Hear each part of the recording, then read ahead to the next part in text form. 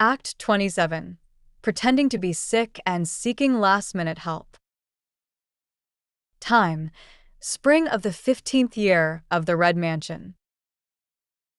Location: Yihang Court, Daoxiang Hall. Character: Jia Baoyu, Cui Lu, Shishongyun Lin Daiyu, Shui Baochai, Shui Baoqin, Jia Tanchun, Li Wan, Grandma Jia, Shi Ren, Qingwen, Qiuwen, and several others. Character profile: Nin, Qiuwen. Gender: female. Role: one of the four major maids in Jia Baoyu's room. Personality: irritable temper, overly obedient. Since Wang Shifeng got sick, Li Wan and Tan Chun have been taking care of the housework for her and have been very busy, so they have no time to deal with the affairs of the Poetry Society. When spring came, Baoyu got sick again, often talking nonsense and behaving foolishly, as if he had some kind of mental illness. That day, Baoyu was playing around with a few maids when Xiangyan's maid, Cui Lu, suddenly arrived and said she had a good poem for Baoyu to see.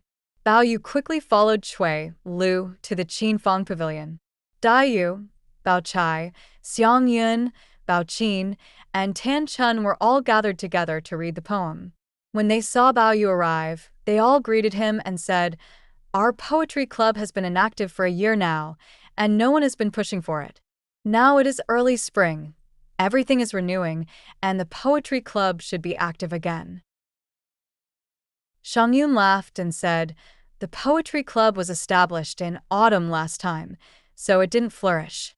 Now that everything is blooming in spring, the poetry club will naturally be vibrant." The poem Peach Blossom Journey today is written extremely well, so why not rename the Begonia Poetry Club to Peach Blossom Society? Baoyu nodded in agreement and at the same time brought the poem Peach Blossom Journey over to read, while following everyone towards Daoxiang village. After reading the poem, Baoyu did not immediately praise it, but instead stayed stunned for a while before tears streamed down his face. Baoqin originally wanted to tease Baoyu by saying that she wrote the poem, but Baoyu immediately recognized that it was written by Daiyu. After arriving at Daoxiang village, everyone asked Li Wan to read Peach Blossom Journey. Li Wan also praised it greatly. They then formally decided to rename the Begonia Society to Peach Blossom Society and elected Daiyu as the head of the society. Just as everyone was discussing the proposed theme for the society's activities, someone came to report that Annie had arrived and asked everyone to go out and greet her. Afterwards, it was also Tanchuan's birthday, so the activities of the Poetry Society were put on hold, and the date of the activities was rescheduled to the 5th day of the Lunar New Year. At this time, Jia Zheng's letter arrived and Baoyu opened it to read to Grandmother Jia. The letter contained greetings and mentioned that he would be able to return to the capital around June. Everyone was very happy to hear this news, except for Baoyu, who seemed down. Back at the Ronghua mansion, Sharon advised Baoyu to cheer up and tidy up his thoughts, organizing his books. Baoyu calculated the days and said, "It's still early, no rush." Sharon reminded him, "You may not rush to study, but where are the words that you have written?" Baoyu smiled and said, "I have written some words before. Haven't I collected them?" Sharon sighed, "Of course I have kept them all. Yesterday, I took out all the words you wrote and counted them. There were only a few hundred. Master has been away for 3 or 4 years. He can't have written just a few words, right? I suggest you put away your other thoughts first. Write a few words every day to make up for it. Not necessarily every day, but at least it should be presentable." Baoyu couldn't help but feel embarrassed in his heart and counted again by himself. Sure enough, there were only a few pages. It was indeed difficult to cover up. He had to say, "Starting from tomorrow, I have to write at least 100 words a day." The next morning, after Baoyu had finished grooming, he began to copy the model calligraphy. After Grandma Jia sent someone to check on him, she realized he had come late because he was writing. Grandma Jia was pleased and instructed Bao Yu, "In the future, just focus on writing and studying. There is no need to always come and greet me." Madame Wang understood her son and knew that he was just making a last-ditch effort. She couldn't help but feel a little worried, afraid that he would rush out of his illness. Bao Chai and Tan Chun both smiled and said, "Madam, don't worry. Even though we can't study for him, we can help him write. Each of us will write a letter to him every day, first helping him through this step." With the help of his sisters, Bao Yu has accumulated quite a few characters, and a rough look at them could barely pass. During this period, Bao Yu also worked very hard, either writing or studying. Just at this time, a tsunami occurred near the sea, causing disasters in many places. Therefore, Jia Zheng had not yet returned, so he was ordered to go and investigate the disaster, and the day of his return was also delayed until the end of July.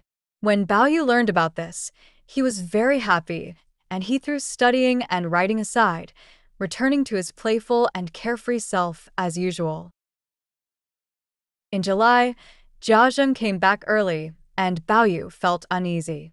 Seeing Bao Yu, Jia Zheng was both happy and a little sentimental. He asked a few questions about Bao Yu's studies, then talked briefly about his own experiences before returning to his room to rest. Bao Yu, however, remained on edge, afraid that one day he would be called to take an exam. That night, just as Bao Yu had fallen asleep, he heard someone knocking on the door. The old lady guarding the door opened it and saw that it was Xiao Ge, the maid from Zhao Ant's room. Xiao Ge went straight to Bao Yu and told him, "I have come to deliver a message to you. Just now, our grandmother and master were talking quietly and I didn't hear what they said, but I heard the words, Bao Yu. So I came to remind you to be careful because the master will be questioning you tomorrow." After saying this, Xiao Ge hurriedly left. Bao Yu was even more uneasy after hearing this. Aunt Xiao had never been on good terms with him, and he didn't understand why she was out to get him again. He suddenly felt out of sorts.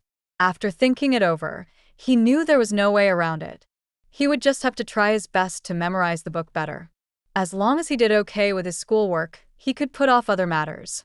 With this in mind, Bao Yu quickly got out of bed and prepared to study by lamplight. He couldn't help but feel a bit regretful. If only I had been diligent in reviewing my studies every day earlier.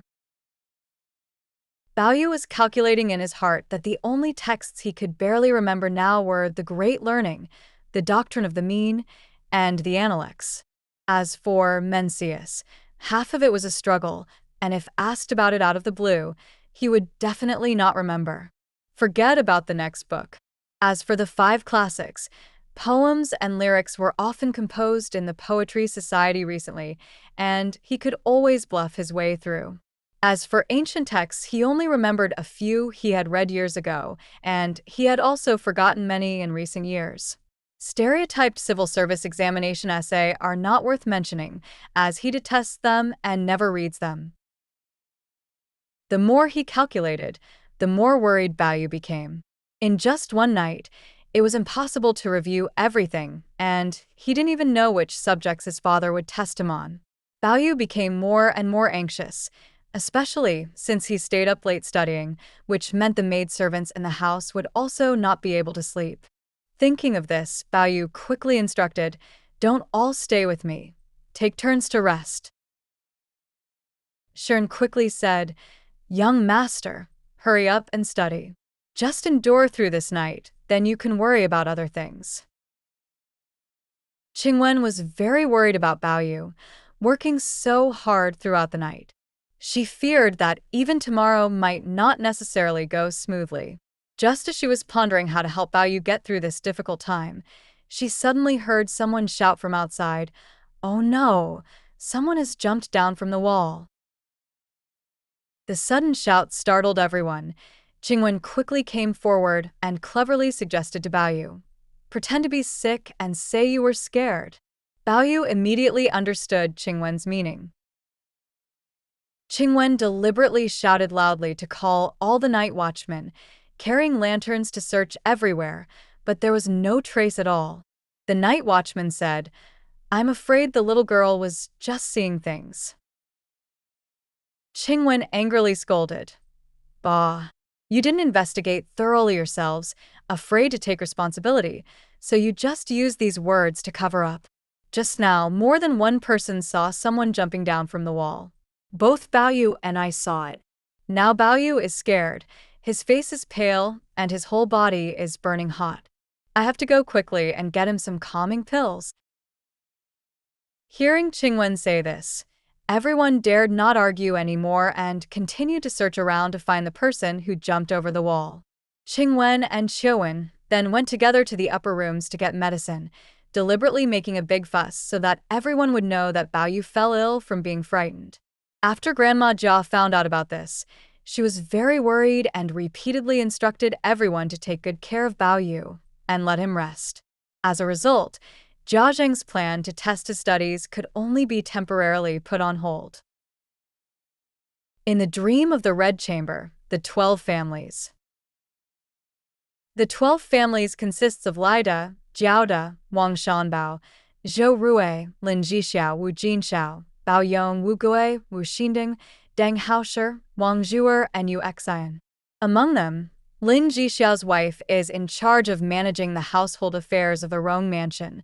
Zhou Rui's family serves as the accompanying room for Mrs. Wang, handling the matters of the grandmothers when they go out in the Rong Mansion.